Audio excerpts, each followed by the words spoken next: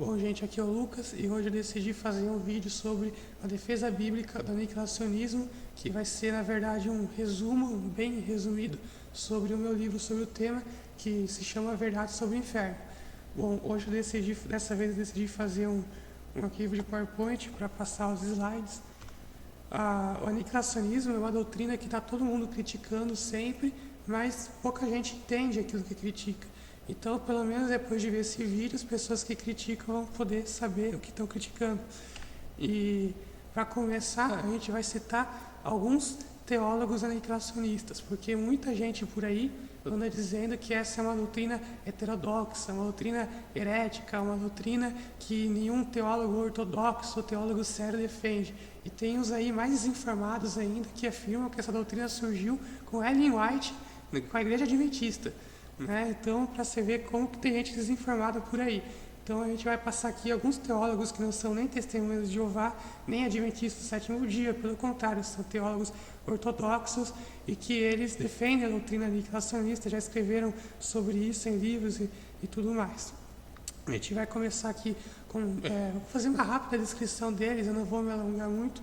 Vou começar com John Stott, que é muito famoso teólogo anglicano, foi um dos maiores evangelistas que já existiu no século XX. Ele era um grande evangelista inglês, chegou até a escrever um livro sobre esse tema em coautoria com David Edwards. Seguindo aqui com F.F. Bruce, que é considerado o fundador da apologética moderna, simplesmente. Ele é o autor do famoso livro Merece Confiança, o Novo Testamento, que é um clássico na apologética cristã. Acho que muitos de vocês devem ter o livro dele, inclusive. Seguindo com Oscar Cullmann, que foi um teólogo luterano, um dos maiores teólogos que já existiu, que dispensa comentários. Ele, inclusive, escreveu um livro sobre o tema chamado Imortalidade ou Ressurreição, onde ele prova pelo Novo Testamento que a doutrina da imortalidade da alma ela é conflitante com a doutrina da ressurreição dos mortos. Ele foi, inclusive, muito atacado pelos teólogos imortalistas depois de fazer esse livro, mas ninguém conseguiu, até hoje, fazer uma refutação consistente aos argumentos dele, e ele permaneceu imortalista até o fim da vida. N.T. Wright, que é um teólogo anglicano, muito respeitado também. Ele debate sobre o Novo Testamento, ele é estudioso nessa área, ele, inclusive, tem muitos estudos sobre a ressurreição de Jesus. O Anthony Flew, que foi um filósofo ateu que se converteu, se tornou ateísta no final da vida, ele, inclusive, dedicou um apêndice no seu livro O Ateu Garante, Deus Existe, onde ele mostra os argumentos do Wright a favor da ressurreição de Jesus. Ele é um teólogo muito respeitado na comunidade acadêmica também. Herman Ridderbos, que foi um teólogo reformado holandês e um dos maiores eruditos do Novo Testamento. George Led, que foi um teólogo batista, professor de exegese e teologia do seminário Fuller. Ben Witherington, que foi um teólogo metodista, autor de mais de 30 livros sobre o Jesus histórico. Aí, para citar alguns teólogos brasileiros, o Ed René Kivitz, que é um teólogo batista, ele é mestre de teologia, ele se você for na internet você vai ver várias pregações dele, ele é muito inteligente e capacitado também. E o Caio Fábio, principalmente se você for um desigrejado, você deve gostar dele. Ele também é a favor do aniquilacionismo, já falou várias vezes que para ele o inferno vai chegar ao fim. E todos esses teólogos, na verdade, eu apenas listei alguns poucos, mas eles são a favor da defesa do aniquilacionismo, sem falar dos universalistas, que a gente já vai tocar daqui a pouco. Mas isso mostra que existem teólogos ortodoxos, teólogos que, inclusive, nasceram aprendendo a doutrina do tormento eterno, mas eles mudaram de concepção a esse respeito. Por quê? Porque eles estudaram a Bíblia, eles estudaram a história e eles mudaram de concepção. Então, essa história de que apenas os adventistas ou os testemunhas de Jeová defendem o aniquilacionismo é uma falácia total. Você não precisa ser adventista ou testemunha de Jeová para você ser aniquilacionista. Você pode perfeitamente bem ser aniquilacionista estando em outra denominação, assim como esse que eu citei, assim como vários outros que eu não citei, mas poderia ter citado. Eles não são nem testemunhos de Jeová, nem adventistas, não são sectários, não são heterodoxos, são teólogos ortodoxos, mas eles creem na doutrina bíblica do aniquilacionismo. Bom, antes de falar aquilo que o aniquilacionismo é e defender ele biblicamente, é importante dizer aquilo que ele não é. porque, como eu falei no início do vídeo, existe muita gente por aí que é muito desinformada e sai por aí criticando o aniquilacionismo, sendo que não entende nem metade, nem o mínimo daquilo que nós defendemos. Então, em primeiro lugar, aniquilacionismo é diferente de universalismo. Qual a diferença dos dois? O aniquilacionismo ele ensina que no final o inferno ele vai deixar de existir e os ímpios, assim como Satanás e os demônios, eles serão extintos, eliminados, eles não vão mais continuar existindo. O universalismo, por outro lado, ele é diferente. Ele ensina que, no fim das contas, essa multidão de não salvos, de pessoas ímpias, incluindo o diabo, vai ser salva no fim das contas, ou seja, vai morar no céu para sempre junto com a gente. Isso daí nós não afirmamos, nós aniquilacionistas não defendemos que os ímpios vão ser salvos no fim dos tempos. Nós defendemos que eles vão ser eliminados no fim dos tempos. Então, o aniquilacionismo não tem nada a ver com o universalismo. O universalismo tem teólogos também que defendem o universalismo. O próprio Karl Barth foi um defensor do universalismo, mas nós não defendemos isso. O aniquilacionismo também não deixa o ímpio sem castigo.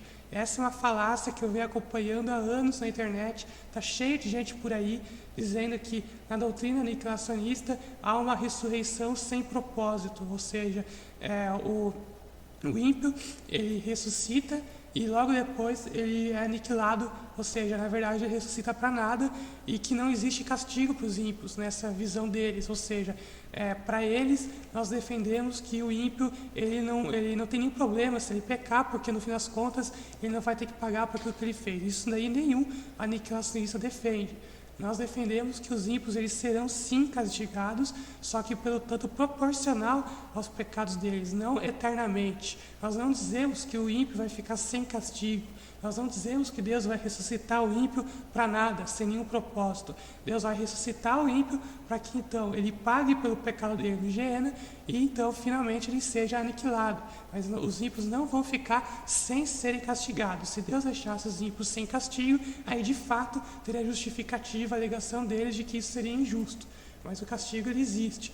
Por outro lado, o que os imortalistas defendem, isso sim é algo totalmente sem sentido. Que o que eles defendem é o seguinte, que a pessoa morre, o ímpio, né? Se você for o ímpio, você morre, aí você vai passar por um juízo particular, um juízo também que eles chamam de juízo individual, aí você é condenado ao inferno, aí você fica lá no inferno com a sua alma queimando até a ressurreição, aí você ressuscita na segunda vinda de Cristo, a sua alma sai do inferno, se religa ao corpo morto, passa por um novo julgamento, aí é condenado de novo, aí volta de novo para o inferno outra vez, para queimar do mesmo jeito que já estava queimando antes, só que agora é para sempre. Isso faz sentido? É óbvio que não.